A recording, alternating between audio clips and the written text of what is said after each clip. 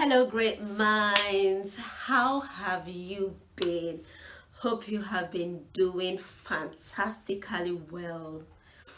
Yes, I bring you greetings, from the host and the team of Reactivate Great Minds. If this is your first time of coming here, you are welcome. We really appreciate the fact that you get to even click on our videos to start with. And please, we would not like to lose you because we have something that would make you a better person. Yes. Would I encourage you to, I personally would encourage you to subscribe to this YouTube channel, turn on your notification, and check here on Mondays. And then beyond that, you can browse through our playlist and see one or two things that you could be interested in and share with somebody that would be interested too. For our returning viewers, thank you for being a part of this community. We have been on integrity, and this is the wrap. In case you have not seen all the videos, I would encourage you not to miss out. Go watch all the videos so that you can catch up with us where we are at. This is not the first video, and it is like a book that has pages. We have opened different pages on this single topic of integrity, and I would like you not to miss any part of it. Go back and watch the video. Today we are concentrating on forgiveness. Since we have been talking about integrity, we have been looking at it from different things, and I would like to mention to you, maybe I'll be the first to mention it at all, that forgiveness is part of integrity. Integrity has to do with moral soundness. Now, when you talk about something being sound, it means it cannot be faulted. Yes, we are humans, and as long as we live with people, there will be offenses, there will be crashes, there will be clashes, whether it's clash of interest or clash of whatever. There will be time where we disagree beyond the time where we would agree, also disagree to agree. There are some people that when you meet them, you struggle to have connection with them. I'm speaking the truth. It's not everybody that we easily connect with and flow with. There's some people we struggle. For some, you know the reasons. For some other, you might not know the reasons why you struggle to have connection with certain people. However, that you easily let go when things happens between you and them. As long as we are doing life, one thing I should also bring to your attention is that not everybody will like you. That is the truth. Not everybody will like you. Not everybody will appreciate you. Not everybody would welcome you. Not everybody will like your guts. Not everybody would admire your style. Not every see, just like I've mentioned earlier, yes, you and some people will not connect, or you will struggle to connect. Doesn't mean that maybe you have maybe a keeping malice. No, you just know that me and this person, we are not connecting.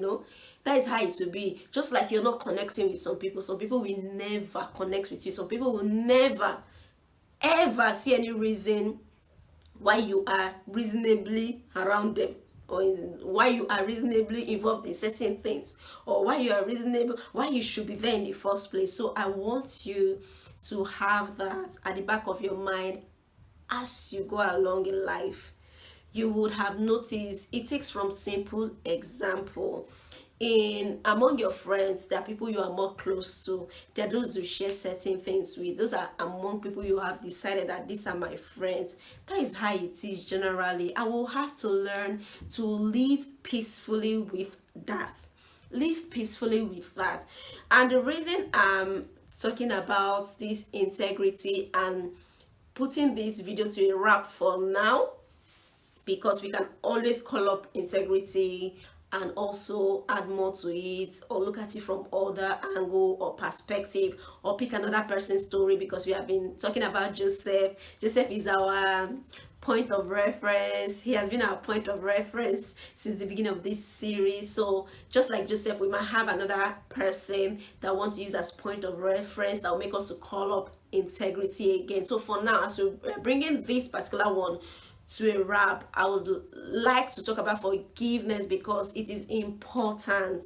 There must be a time when even Bible says be angry and sin not. For the Bible, the holy book of the Lord, to say be angry and sin not, it shows that there will be a time when you'll be angry. Have you ever been angry? I have been angry. There are times when things irritates me, when I'm like, why is this person not reasoning like this, or why is this happening, why this person have to put this here or that here, or why would the person take this thing without my permission, or why would the person even go there in the first place, why would the person talk to me that way, and everything. There will be one thing or the other. If you have never been angry, please, let me not say what I want to say, but I don't believe that there is anybody that has never been angry. For the Bible to say be angry but sin not, meaning that yes, there will be things that will come up that will make you angry, but you don't sin along with it. The Bible says that anger lies in the bosom of a fool. When you talk about lying state is a state of rest, is a state of residence, is a state of consistent presence. That means it's only a fool that would allow anger to sleep comfortably without waking up and without wanting to be woken up, in their own bosom, in their hearts, in their minds, in their spirits, allow it to dwell. So when it says anger lies in the bosom of the fool, is saying anger is easily seen, always found, is the resting place, is the living place, the residence of anger. Then that person is seen as not being wise, because when somebody is not wise, the person is automatically a fool. It is not in my mouth though. That is what the Bible says, that the person in anger lies in the bosom of a fool. And fool is the definition of somebody that is not wise. It's as simple as that. Yes. So when we look at Joseph, our point of reference, at the end of the day, Joseph forgave his brothers. Joseph forgave his brothers, even if he do them some small iskenchis, a touch of iskenchi here and there, putting golden cup in their bags, saying they stole it, all those small, go and bring Benjamin, all those, he did small touches of iskenchi, but then he forgave them, and because of him, even his people moved into Egypt. So you should learn to forgive. What is forgiveness? A whole lot of time people mistake forgiveness as forgetfulness. So when we talk about, let's clear this now. When we talk about forgive and forget, we are not saying forgive and format your memory. Number one, you are not the one that created your brain. It is God, and God did not give you loss of memory, and I don't pray you have loss of memory.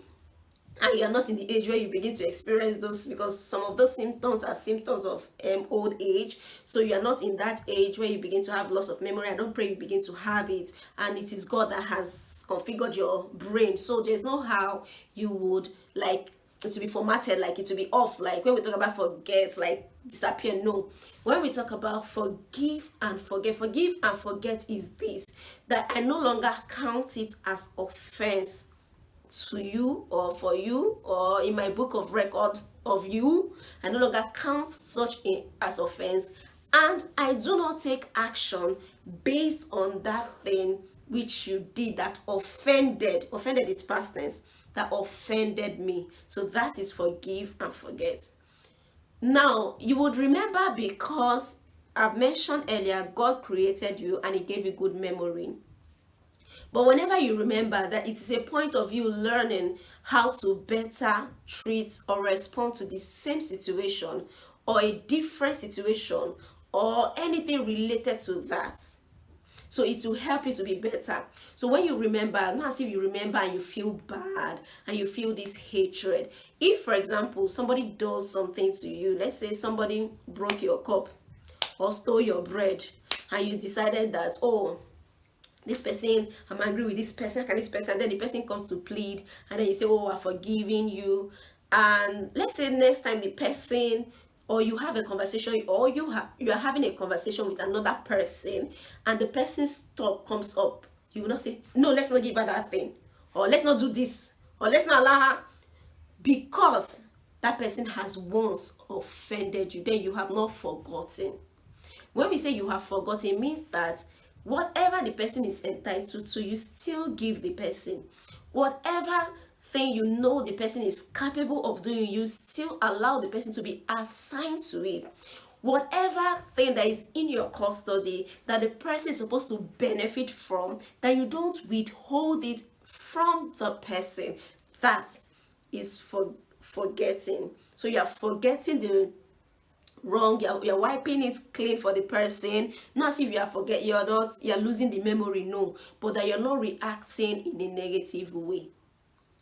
We are allowed to express our anger. In fact, if you're always angry and keeping it within yourself, you're the most dangerous mass weapon of mass destruction waiting to explode.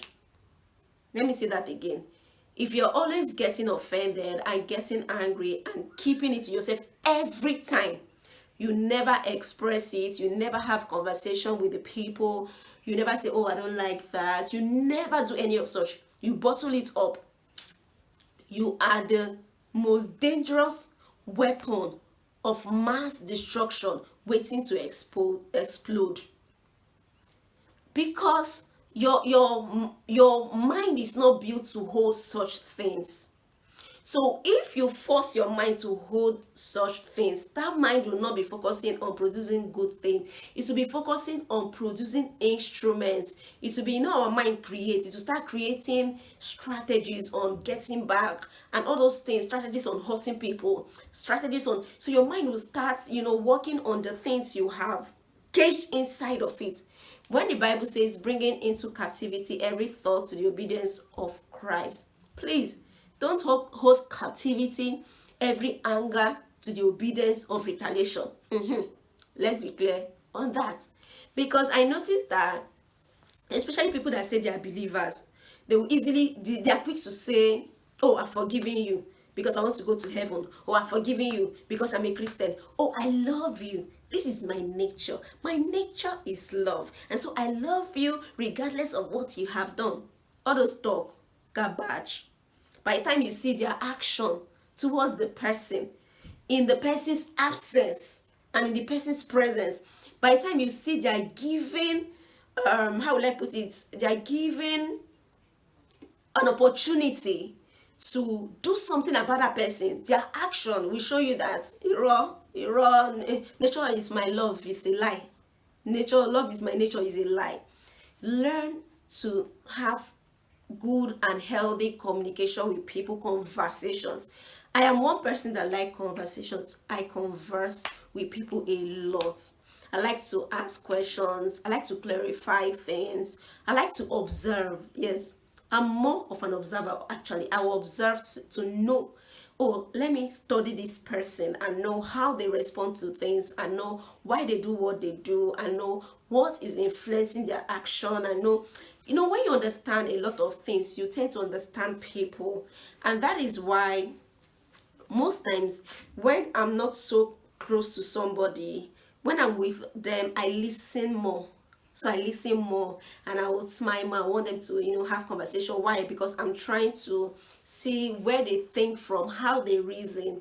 And because this will help me to take decisions on how I respond to the things they do around to others and also to me, so that I don't overplay what they have not counted as wrong. What they take lightly, I will not be taking it too serious, and then what they take too serious, I will not be taking it lightly. In this life, we have to learn to be empathious. We have to put ourselves in other people's shoes. We have to put ourselves in their own situation and see if we can relate with what they are relating to or what they are feeling at a particular point in time.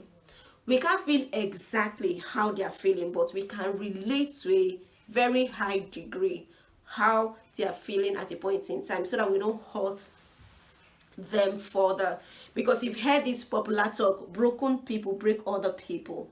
It's true. Just ensure that you're not the one who is breaking another person, and also work on yourself to be the one who will not be so broken that you begin to break other people. Don't be a glass cup now where you just be breaking up and down.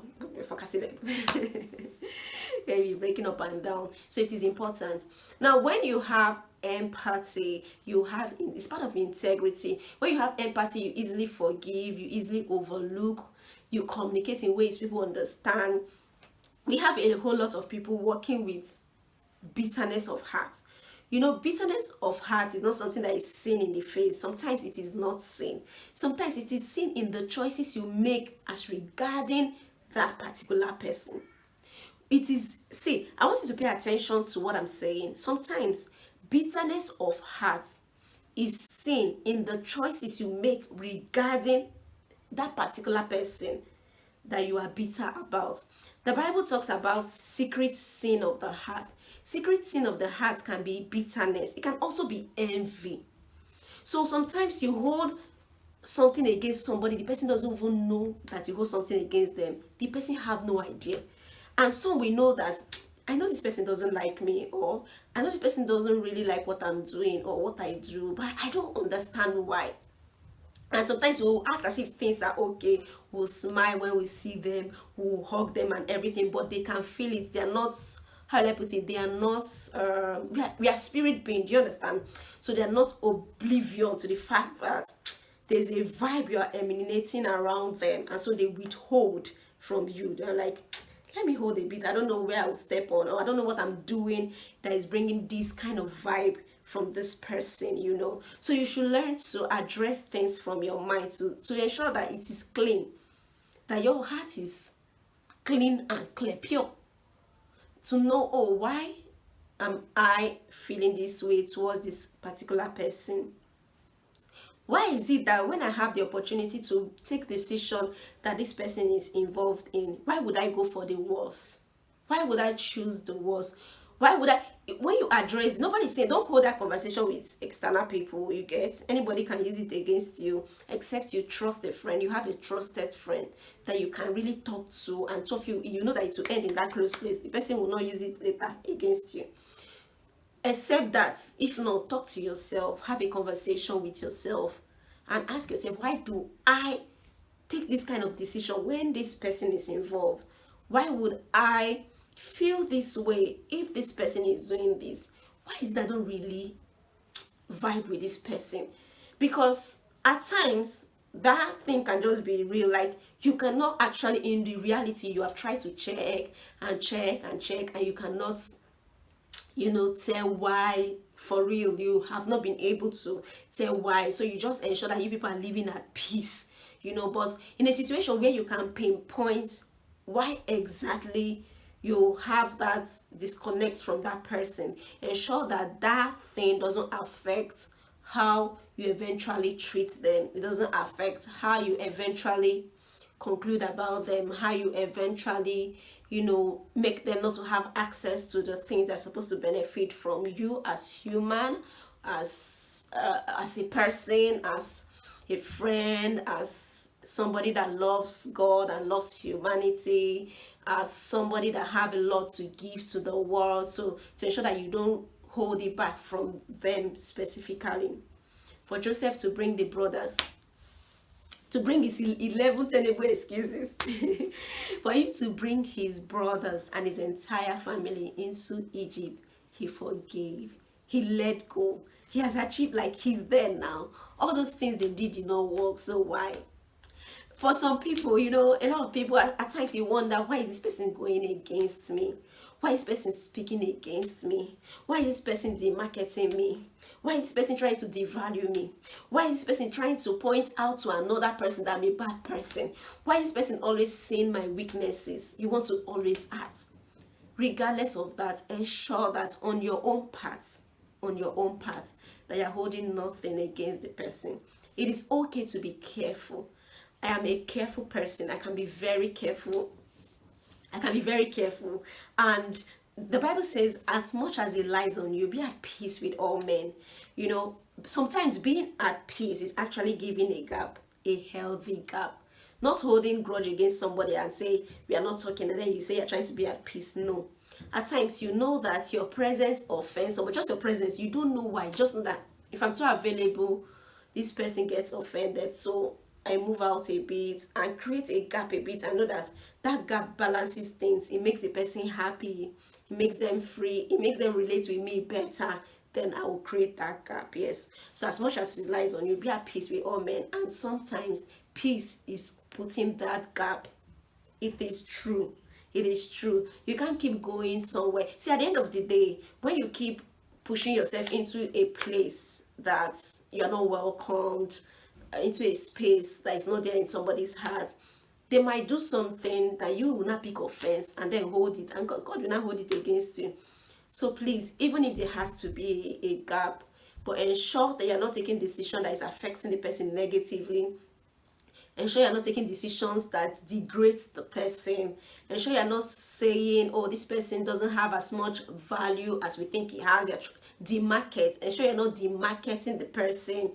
Ensure you're not trying to paint the person black when the person is actually red. Just ensure it is integrity. Integrity, it is not sin. It is not something that is seen. It is something that is exhibited. Is a trait. Is in your habits. Is in your lifestyle. And you can't be okay morally. Like when I mean okay morally, I mean you can't be okay and say, oh, if I'm single, I don't have sex. I'm married, I don't commit adultery. Oh, I don't tell lies. I don't backbite. I don't commit fraud. I don't deceive. I don't have conversation with people with the aim of defrauding them. I don't, I don't do many things, and then yet you are taking decision that is affecting somebody. You're going for the worst when it comes to somebody. Don't fall in that category. Don't classify it and say, oh, I don't do all these things. These ones are integrity. But when it comes to letting go and forgiveness, then you can be held wanting. And at times you can pick offense for nothing. Somebody can just breathe around you, like this person is breathing heavily. You pick offense. Please, I beg you, on behalf of the person, forgive, let go. But I want you to pick a point that if it's where you have to give a gap, please give a gap so that the other person will be comfortable with having you around, especially if it's somewhere that you and the person must be in. You must be in the same environment, but that person needs that space. Sometimes I joke by saying this, but I do it. I joke by saying sometimes I dumb it down. Like there's some places I will be, and if a certain question is asked or someone needs a solution to something, if it's in a particular group of people, and I know that one of them is always not secured when I'm present, I would dumb it down. Like I would be like, okay, I don't really, I can try, but you just try to fit in so that the person will not feel, what's wrong with this one? I don't know. You know everything. You make the person again pick offense. So as much as it lies on you, But remember, integrity is about you. If we all can be checking ourselves, most times we look out and hope the other person can be better. We look out and hope the situation can be better. We look out and hope the circumstances can be better. What if they are constant? What if the betterment of the thing is based on you and your perspective and your reaction and your conclusions and everything that has to do with you? Then what do? Would you keep waiting for that place that you know that this is a rock, this mountain will be here, it will not move? Then how about you going around it or climbing it over? Think of it as well. Think of things from your angle. When you talk about change, when you talk about becoming better, when you talk about growth, when you talk about, good relationships, think of it of what you can do from your angle. And somebody that has the heart of flesh, when, for example, now, when we talk about being at peace with all men, and I said that you can give gap, somebody that have the heart of flesh, some people have the heart of stone, but their face is like heart of flesh. I'm saying somebody that have the heart of flesh, the fear of God, the spirit of God, we know that this person is giving a gap, and the the person can have a change of mind as a result of that, and try to see a way where that gap can be closed. When you do your best to ensure that there is peace, ensure that there is no tension between you and somebody, or you and a particular environment, or you and, when you try your best, then things might shift, things might become better. And whereby things don't become better, from your own side, you have tried, get along, go. See, the truth is, there are some people that you will not want to make peace with. You just like saying Satan should make peace with God. Satan will never do it. That pride will not even allow him. Somebody was like, if Satan say, I give up, let me go apologize to God. If you apologize to God, this is me. This is Joy Ndidi's opinion. I feel if Satan apologized to God, God will forgive him. But his pride will never allow him to apologize to God. He will not just allow. He's too busy. He's too busy now to apologize to God. And he have access to God though. The Bible tells us that wherever the children of God are gathered, that the devil is there. So when God recommended Job to him, he was not just, he went before God. When the source of God went before God, he too show up, and they spot him out, and so he goes. Why not he just go there, instead of going to accuse people and looking for who to devour and destroy and steal from, to go and say, oh God, I just came back to say I'm sorry, and everything. So that should also tell us that God loves a heart of humility. At times it takes humility to overlook. It takes humility, like when you look at somebody, you know that I can give you headache, this one you're trying to do is small. Me, if I meet you, I can give you headache, but you just overlook. There's no need. I can overlook this actually. Let me not be part of the reason why the person continue to sin or live in sin. Let me not be the reason why anger will be lying in the person's bosom. If the person have chosen to be a fool, let it be by their own choice, not because as a result of something that I've done. And if it's as a result of something that I've done that I don't know, that one will not be on me. So when you look at things like this, I think we'll relate with people better. So Joseph, no lady that his brothers now came to Egypt. His entire people, his entire tribe moved to Egypt, and they continue to grow. That's how they even find themselves in Egypt. It's because of Joseph. All of them find themselves in Egypt. So you learn to forgive and let people also enjoy from your wealth of, whether it's financial wealth, moral wealth, integrity. Let people enjoy from your integrity. Let people enjoy from your wisdom. Let people enjoy from your whatever capacity you can help anybody to enjoy and tap into. Let people be able to access that which they can access from you. Don't hold anything against anybody. And sometimes you can forgive without having a conversation actually. You can just forgive. Does it happen to you? Me, I can be like, I can forgive a husband because of a wife, and forgive a wife because of a husband. Like, I can forgive somebody because of their friend. Like, I can forgive a child because of their parents. I don't know if you understand. So I always look for a reason to forgive. I'm like, so I'm me personally, as in, I can forgive without having conversation with people, depending on what it is. But if it's something that me, I want to understand better, I will call you and ask you, oh, this and this and this, let's address it. But if not, I can forgive because of another person. You can also use this strategy, forgiving because of another person. So, oh, because of your sister, I forgive you. Because of your brother, I forgive you. Because of my friend, I forgive you. Because of my colleague, I forgive you. Because of my mommy, I forgive you. Because of my daddy, let me forgive you. Because of my pastor, I forgive you. Because of my mentor, I forgive you. Because of my coach, I forgive you. Just look for something that can make you to forgive. And don't dwell on what they have done. Don't keep bringing it up and doing it and doing it and doing it and replaying this thing in your head. With time, your mind will start having these repulsive vibes that you're giving out, and you wouldn't even know it. So secret sin of the heart is unforgiveness, bitterness, envy, strife, and this is what will make you, at the end of the day, you not forgive. Oh, so don't allow that to dwell in your bosom. It's part of integrity. So yes, forgiveness is part of the composites of integrity. It is also an ingredient used for making integrity. So let somebody taste your integrity and be filled with goodness. Let a person have a nice taste of your integrity. Yeah. So I love people that, just to add to this, I love people that express themselves. Yes, I love people that can call me and say, oh, you did that. This is how I felt about it and everything. Yes, I love it. So, and sometimes people don't like to be confronted. They don't like you to tell them, oh, you don't like, I did this to you. But it is important. Allow people give you feedback. Allow people tell you, I don't like this. It's important.